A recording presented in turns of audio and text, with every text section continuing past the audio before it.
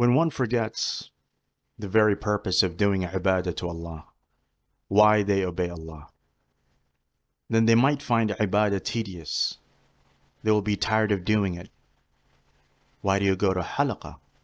Halaqah, home. Halaqah, home. Salah, masjid. You might feel lazy doing this. It all started with forgetting their purpose. That is why the halaqahs should persist.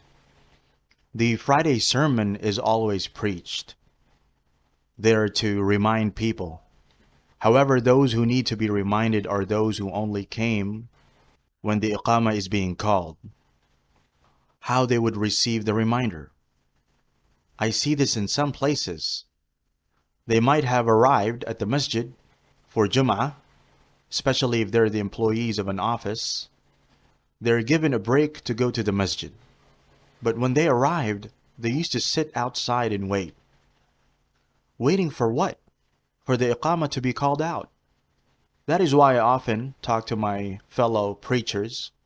When will we remind those who forget their purpose? When will the reminders reach them?